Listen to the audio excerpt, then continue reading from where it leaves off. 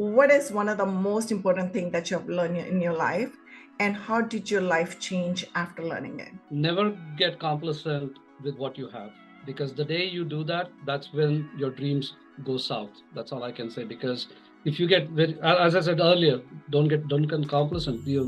People have this major problem. Once they get to a certain level, they stop growing. But just like your age, as you keep growing, you got to keep growing with that as well, from one status to the other and so on. I love that. So always be hungry and always be foolish.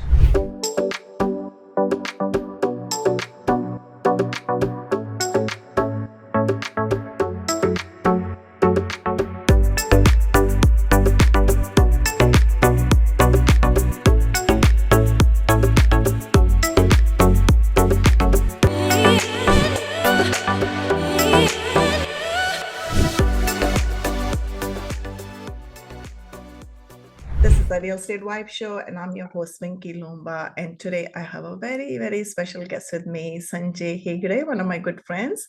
Welcome to the show, Sanjay. Thank you, Vinki. I appreciate you inviting me to the show, and I'm super excited to be on this show. And I hope I bring some value to your listeners. Likewise, I'm super excited as well to hear your story because you have a really interesting story. So, a little bit about Sanjay. Sanjay is a founder and president of Blue Ring Investors LLC. He brings over 15 years of experience in building customer relationship and managing corporate accounts. His mission is to create safe communities, offering affordable housing and investment opportunities in commercial properties for busy professionals.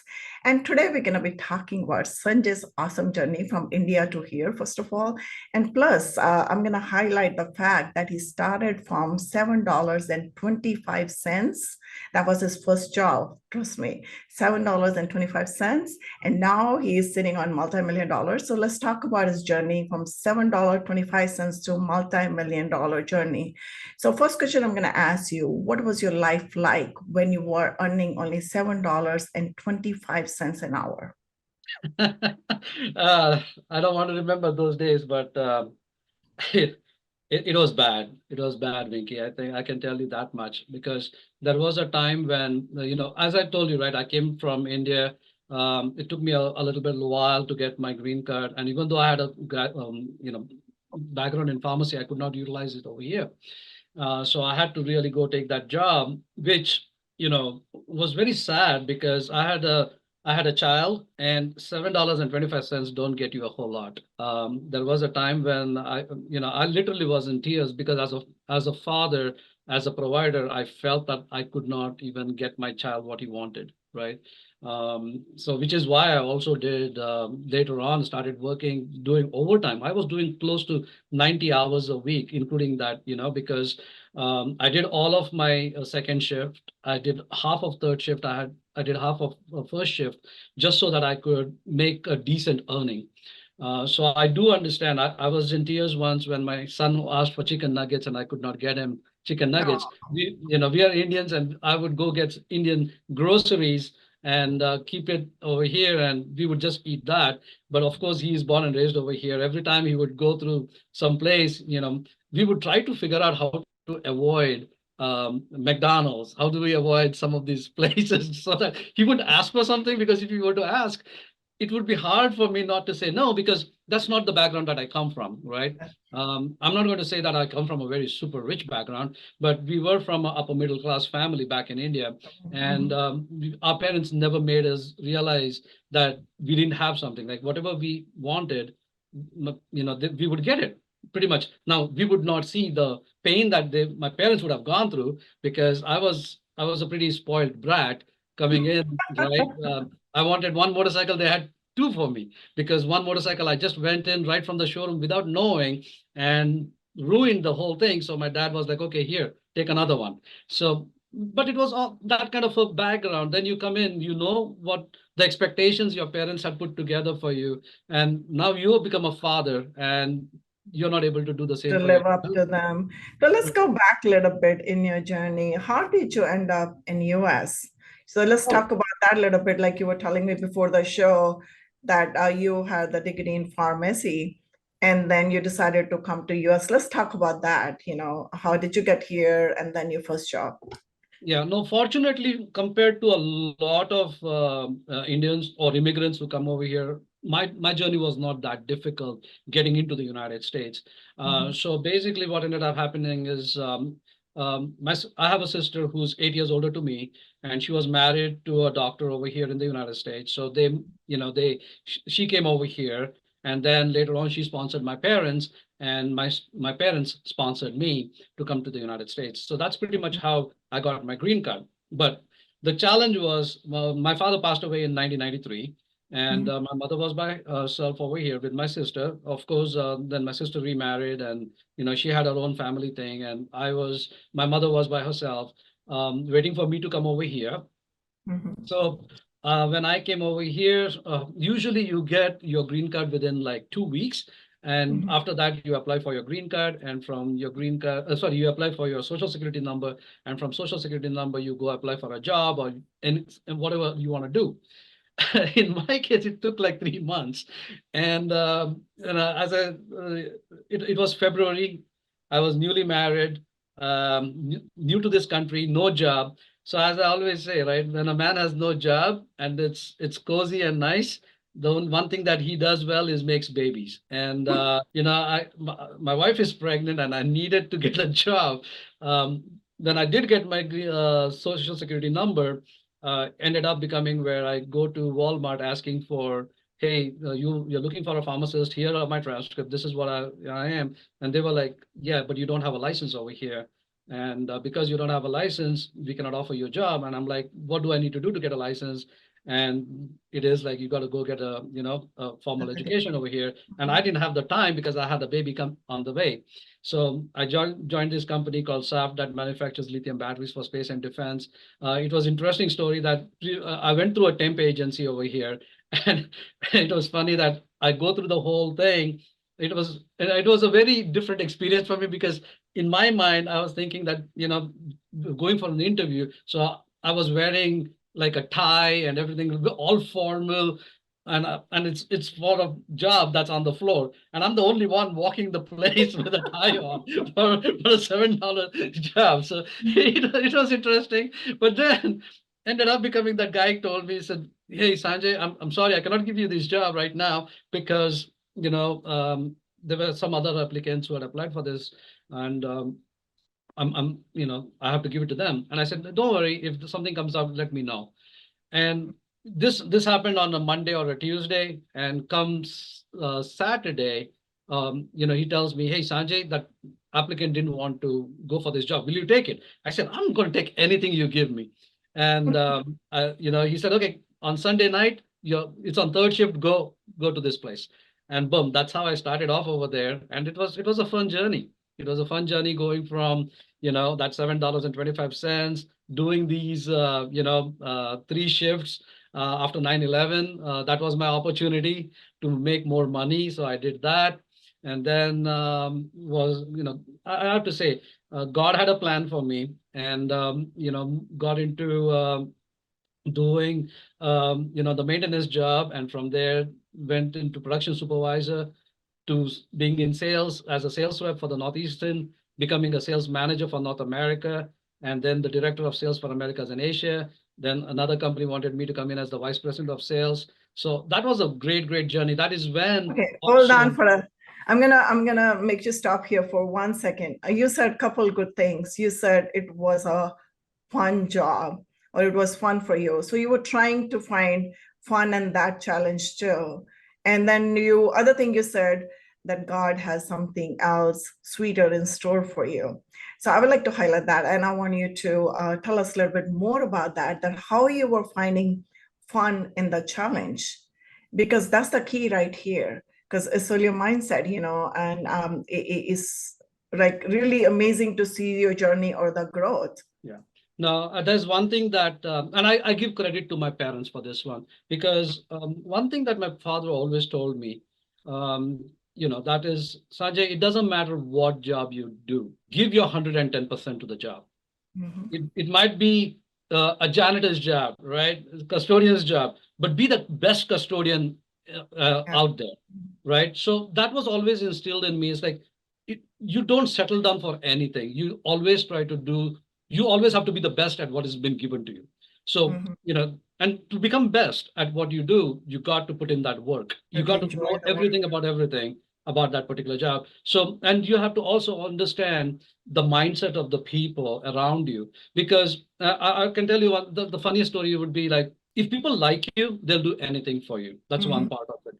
Mhm. Like for example, when we were running, the company was running 7 days a week, right? And they had weekend shifts. But as a maintenance mechanic and me wanting that overtime, I would work every single day. But one of the things that I did learn is this: when the machines would break down, if you're nice to people and you're there to help them and do things for you, the production needs to still go on. But they would normally, if we are not nice to them and they really want to give you a hard time, they'll just come down, they'll switch the machines off and not work at all. But if you are good to them and you're nice to them and they know that you have the right intentions to help them and do all the right things for them, they would keep the machine going. They would keep it going until I would come and fix the rest of the things that needed to be fixed. If Mhm. not, some of the mechanics that they wouldn't like, they would just shut it off and say it's down. And now Mhm. there is a big issue that comes up. So Mhm. that's one of the things that there's a lot of mindset. And of course, as I said, my parents were the big ones who do that. And I'll say another thing. When I said God has a plan, there is a good reason, because I don't know of anybody out there who's been in the battery industry like I have, who knows not only the ones that what it looks like working on the floor, assembling the batteries and the cells at the cell level, Mhm. and also um, became a production supervisor, knows how to manage the factory side of things. Then, as a sales rep in the northeastern region, understood the sales processes, the mentality, and how to get into a niche market, right? Because now it will come back to why I started off with doctors and busy professionals when I started off as my first investor base. And then later on moved into, when I became the sales manager, they trained me quite a bit. When I became the director of sales, I got involved in the product development.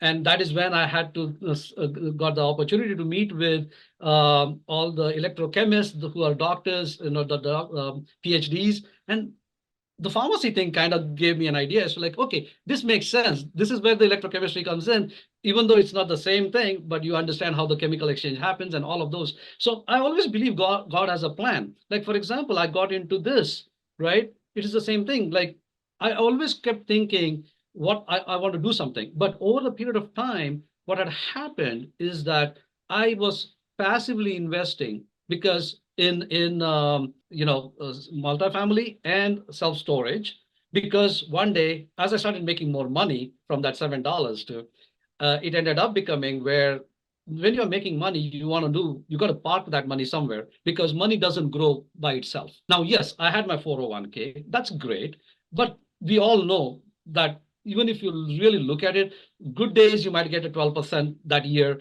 but the following year, so even if you take over a 5-year period, you're making about a 9% or 10% at the maximum. That's not a whole lot of money. And right now, if you really look at it, if somebody wants to retire comfortably, you need to have at least $3 to $4 million, especially with all of these things going. And that is basic life, like, Mhm. all of that. So then I started putting that money in active, single family homes. And then I was still constantly thinking, what else can I do with my money? And one day I was looking at one of the YouTube videos. So I'm going to ask you the question here. How did you learn about the investing side of it, even for the single family? Because in your story, there's a lot of nuggets, starting from bare minimals, and then you started climbing the ladder at your position, and then you were, it's a transition from floor person to the manager, second level manager, third level manager. You were just climbing that ladder. But what was the turning point for you? Then you realize, okay, I'm making enough money now. Maybe I need to put this money to work, because a lot of people, they don't realize that they do not have that concept that money can make more money for them. But you had that concept. How did you learn about that? Or what was the moment of enlightenment that, oh, there's another way to make money beside working myself? Yeah, I think I have to give credit to my mother for that one. That's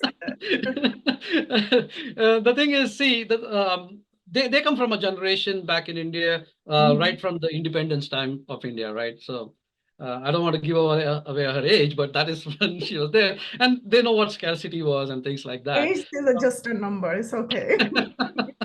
So that was what scarcity was at that time. So they understand that part.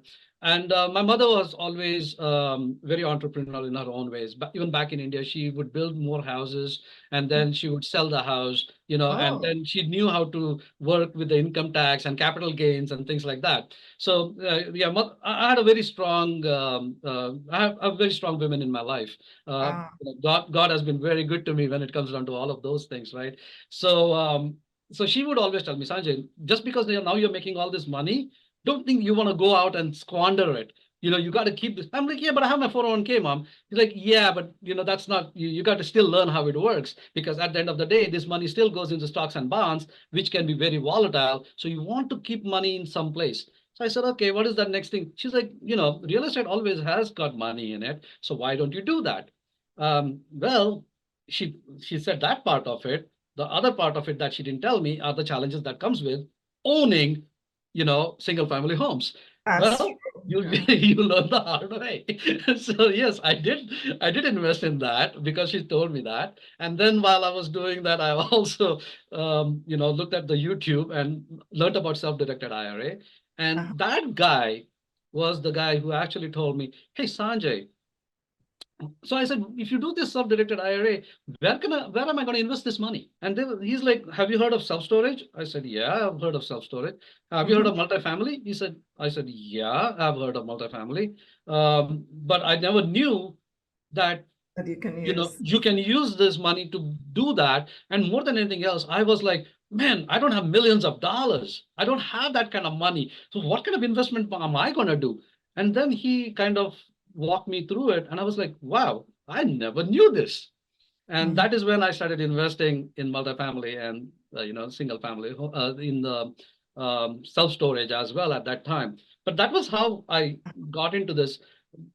The first thing was my mother. I have to thank her. And then it was this gentleman. Uh-huh. So what kind of specific opportunities at that point came your way, or some of the challenges, moving from the single family home to multifamily or self-storage? That's quite a journey too, because it's two different schools, single family versus multifamily, because it's more like a syndicated model. I didn't even know what syndication was when I started, when I stepped into real estate. I'm like, oh my God. I knew single family because we had a small little portfolio of ours was just like yourself. Mhm. But syndication was a foreign term for me because it was something else. It meant something else in my corporate world. Yeah. So wanted to hear from you. What was it like for you? Well, so yes, as I said, it was a pain to do the single family thing because I still had my W-2 and everything was going just great for me. I was just traveling the world. I was having fun, like, making money, traveling in somebody else's money and having all these fun times, right? It was good. I was really having a great time. I never had a dull moment. As I said, as my father always told me, enjoy what you're doing and give 110% of it. So I was always focused on that and I was getting all this growth. And at the same time, I was making money. But with the single family, one of the things that I started seeing challenges is because I was never home. Mhm. It ended up becoming where anything would break down, they would call my wife and she'll be like, and my wife is a nurse, and she's like, I don't have time to sit down and do all these things. These are all your things that you want to do. So you know what? I'll be like, okay, let's call somebody to do this. That poor girl would, between her job, she would call and they would, come in and they would fix it. And then I would be looking at the bill and I'll be like, oh, I didn't make any money on this. So single family, I was just losing money.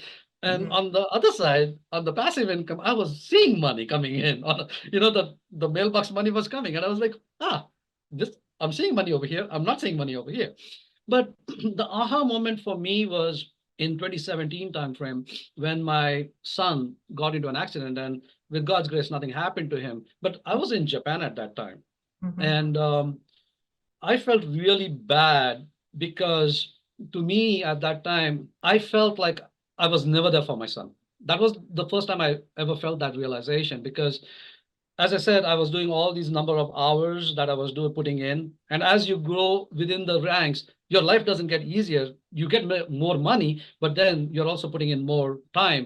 And especially being in sales, you're never home.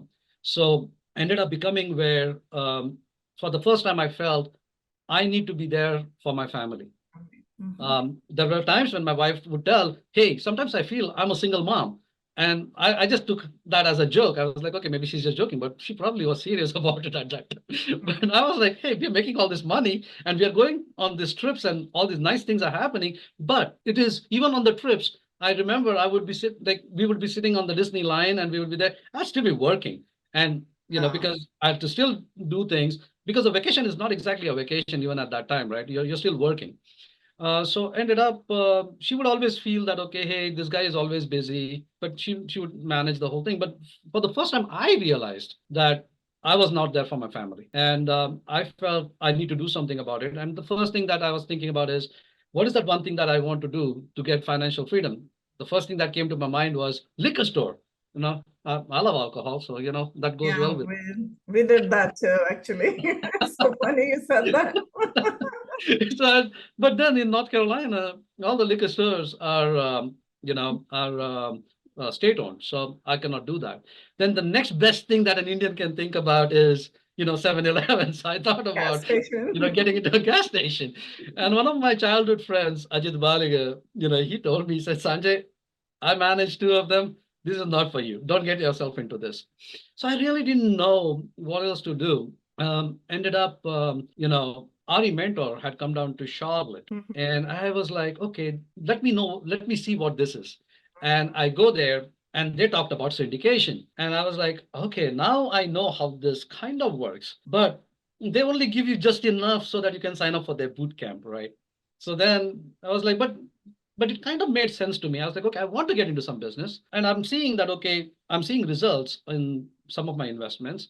So maybe it's worth signing up for the boot camp. So I signed up for their boot camp, and I went for their 3-day boot camp, and I could tell that, okay, this is for me because I am a numbers guy. I understand numbers. I've been in business, in growing somebody else's business over the years, managing, millions of dollars in thing, and as well as the P&L. So all of those things kind of started talking to me, and I was like, yes, this is what I want to do. And but those 3 days where they'll teach you just enough where you can get dangerous, but at the same time, which is why I decided to sign up for their mentorship program. And I took an entire year to learn the business, network, understand, understand other people's challenges. Because one of the things that I noticed is when you go to these places, they give you this big rosy picture. You're going to become a millionaire. In 90 days, you're going to close on these great deals. And I'm like, sometimes some things are too good to be true. And That's true. There's some missing pieces in the puzzle that we do not, that we have to figure out ourselves. so yes, is there money to be made? Absolutely, there is money to be made. But then there are a lot of other things that they don't talk about, which you learn over a period of time. So when I learned when that one year when I did the networking, met with people, I tried to understand the challenges that comes with it. That kind of helped me set my expectations in terms of what is realistic, what is not. Also, what direction I really want to go into. What is my superpower? Those are the things that I kind of, started focusing more on. And Oh, that is where it happened. so, but you were already investing as a limited partner before you started the Blue Ring Company, and I'm pretty sure the Blue Ring Company is a product of after going through this 1 year or 2 years journey with the boot camp that you went to. Right after that, you started Blue Ring, but before that, you were investing as a limited partner. So, how did tell me about that? How did you get a sponsor, or how did you decide who to invest with? Was that easier Honestly, I was compared to now? Because now too, we have to do a lot of due diligence when we bring somebody into our world to bring our investors to invest with them. So if you can tell us the comparison between the two, how did you do that? I was a total idiot and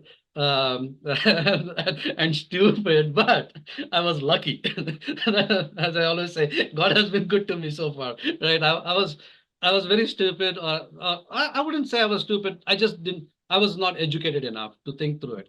One of the things that I did was this guy said, "Hey, Sanjay, these guys, these syndicators are really good. I have invested money with them and I've made money, and I think you should go for it too. And I said, okay, I'll do it. And that's exactly what I ended up doing. And once you know that the check is coming, I just kept putting the money in, and I was okay with it, because Mhm. honestly, I never really had the time of the day to sit and look at anything, because I Mhm. was always in some countries. If you really want to know, like my schedules would be like, I would go from here to Australia, Australia to Japan, Japan to Hong Kong, Hong Kong to China, China to India, back in or Taiwan or something or the other. You're gone all the time, or in France or some of the other parts of Europe. So you're just traveling most of the time doing things. You really don't have the time. The only thing is like, and the thing is, when you're making money, you really don't think too much into a lot of these things, because the checks are coming in. It's all the things that they talked about is coming, is Mhm. happening. Mhm. Um, Economy was not as bad as it was right now. Maybe it was now. I would have probably thought a little bit differently. But at that time, I really didn't think much about it. But when I started getting into multifamily myself, is when the wheels start churning. I said, man, I didn't ask any of these questions. I should have asked all these questions. And now I understand why those questions are so important. But at that time, that was not how I was. Like, I'm not the smartest investor from that perspective at that time, because I just went with somebody who just said, hey, Sanjay, I'm seeing results, put money in this. And Yeah, that's but where, that they might have a good track record, right? Somebody of course, recommended of that they were course, making money, so that was like somebody vouching for you. Okay, they've been absolutely, making money, so that worked out for you. So it's not like that you went totally blindly of find course. somebody on the internet and investor. So that was right there for you, which is really good, actually. So let me ask you this question. I mean, you had so many ups and downs, so many challenges, so many opportunities. All the challenges are opportunities as well. If somebody has to kind of start where you started from, you think somebody can replicate your journey or journey to wealth, or you think there was something, some uniqueness that was just that pertains to you only that you did something totally different than others that brought you from $7 to $1 million, millions of dollars, not million. I personally think there were a couple of things that were there. Being in the right place at the right time is something that happens. So it's called luck. So I was in the right place at the right time. But yes, you say, let's look at it from an actor's perspective, right? Some say there is an actor who's got a child, and they, because they are children of a well-known actor, they get the first job. But if they don't perform in their first job, Taken you're not offense. going to get anywhere, right? So it's the same thing. The way I see it is, God can only put me in the right place at the right time. But then at the same time, if I wouldn't have put in that work that is necessary for it, that wouldn't have been possible, right? So, and because I put the work into it, God put me into another situation and said, hey, dude, this is another opportunity for you. And then I did well in that, and so on and so forth. So the way I look at it is, of course, it can happen to anybody, but you need to be very clear about what you want. Your intentions have to be very clear, because the universe gives things to you. If you really ask for it wholeheartedly, the universe gives it to you. But what you do with it is so important, because you need to put in the work that's necessary. You need to also think analytically about every single thing. You need to have a clear vision about what you want to do. I knew one thing for very clearly when I took the job at $7.25, that this is not what I came to America for. I did not come to America Short just to term, get a yeah, yeah. job, get a house. Because I remember the first time, with all that work that I put in, I was making $54,000 a year with all that overtime and everything, right? And because the first year, my salary was $14,000. You can do nothing with that. I can tell you that much. And then with all that overtime, I made 54,000, and that's when I bought my house. And I was like, I was thinking in my head, somebody told me, oh, you're living the American dream. I'm like, what do you mean? Well, you have a house, you got a No, house. And I'm like, then you're not dreaming big enough, because like, America is the land of opportunities. You come over here. This is truly a land of opportunities. I'm so grateful to this country. Man, this is sky is the limit. And I'm not even up the ground yet. So that was the thing. Like, so yes, anybody can make it. I can tell you that much. But ask the universe what you want. When it's given to you, take it and run with it, and run with it hard, and keep going with it. Thank you so much. I think I love it. And I'm going to repeat whatever you said. So anybody can do that. Anybody can replicate your journey, because no need to reinvent the wheel. You got to have a vision. You got to have a clarity. You need to be at the right place at the right time. And I'm going to add to that, you're always at the right place, and every time is the right time, as long as you're willing to take a massive action. Like Sanjay did, Sanjay took a massive action. And actually, he was super happy with $7.25 too, because he was looking for fun in that job as well. And he was aspiring for more. And we have heard that multiple times, when you really, really want something, the whole universe conspires to make it happen for you. And it happened for Sanjay. And dream big. That's the other thing he said. Yeah. He said, if you don't dream big, you cannot get there. You have to dream, and dream has to be big, that you can't even think of something. It has to be that big. Yeah. Anything else you like to add? I will say this. Don't get yourself into the comfort zone. This is where most of the people have a challenge. Like, you got to challenge yourself, and don't doubt yourself. Like, for example, when I first went from one position to the other, there were people who had asked me this question. It's like, hey, Sanjay, because a lot of those people who were there when I was on the floor, and they saw that I was climbing the ladder, some of them were like, you sure what you're doing? Do you know, even if you're qualified to do this or take, and do this well? And do you know what your limits are? And I'm like, limits are something that you set to yourself. There are no limits. That's so true. Right? So people get very comfortable, and once they get into that comfort zone, they think that this is what I am happy with, until they see somebody else achieving more. And now they're like, oh, I want to get there, but I don't want to put in the work because I'm happy with this. Because to get to that next level, there's a lot of work that's involved in it. And nobody wants to put in that work. That's true. I agree on that. Most of the people that live in the 80%, 80-20 rule is applicable across the board, no matter where you go in your life. And most of the people, they live in the 80%, and they never wanted to challenge the status quo. So I'm going to say, this is the golden nugget. I was going to ask you that, you gave us anyways. So today's golden nugget is challenge your status quo, because you want it to be always in the 20%. And when you start getting comfortable at the 20%, you're going to hit the 80% mark again. This is the time to level up your game, like you're playing a video game on Nintendo. Get to the next level and get to the next level 20%. That's how you keep the challenge going. So this brings us to the end of our show. I'm sorry we are out of time, and I know I have a lot more questions. Maybe we'll bring you back some other day and we'll continue our conversation. So I'm going to ask you 5 questions as part of the Vibe rapid fire round, and these questions gonna be like, if you never heard them, spontaneous answers, 1 word or 1 sentence only. Okay, so are you ready? Sure. Okay, the first question is, what is one of the most important things that you have learned in your life, and how did your life change after learning it? Never get complacent with what you have, because the day you do that, that's when your dreams go south. That's all I can say. Because if you get as I said earlier, don't get complacent. People have this major problem. Once they get to a certain level, they stop growing. But just like your age, as you keep growing, you got to keep growing with that as well, from one status to the other, and so on. I love that. So always be hungry and always be foolish. That's gonna get you going to the next level. One of your favorite books that you like to recommend to my audience? There are quite a few.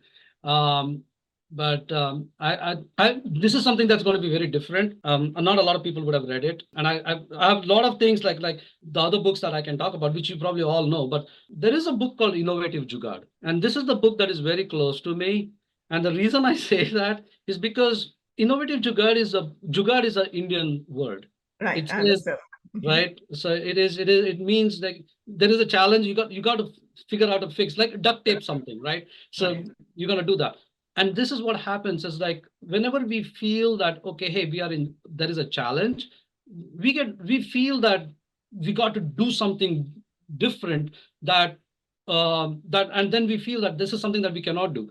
But when you read this book, you'll figure out that a lot of these big things that people have accomplished are big. They're not that big. You can actually find a solution for everything. There is a solution for every problem. It's just that we get so engrossed in that problem that we don't see the answer is in the problem. That's true. And we are all jugaadis, by the way. Indians are all jugaadus because they know how to get the jugaad done, basically, you know. So, next question in one word, what does life mean to you? Family. I love that. What is your biggest passion? Make money. Good one. And saying that boldly, I love that. If you could turn back in time and talk to your younger self, what would that be and why? Don't trust everybody, and don't once you give somebody money, forget about it. Forget about it. Okay, for how long? The one thing that I learned is, which I did not know until my mom would always tell me, say, Sanjay, the biggest problem that everybody has is once you give them money, you expect it back. And when they don't give it back to you, that is when you kind of get hurt the most. That's true. Okay, so you're talking about borrowing money versus investing money. So Yes. borrowing money, yes, I understand that. If you if you lend the money, you lose a friend as well. If you lend the money to friend, I have heard that before as well. So how can people reach out to you, Sanjay? They can reach. Well, there is a QR code right there. If you want to scan that, you can scan that. But you can also reach me on www.blueringinvestors.com. That is my website. My cell phone number is 828-391-4805.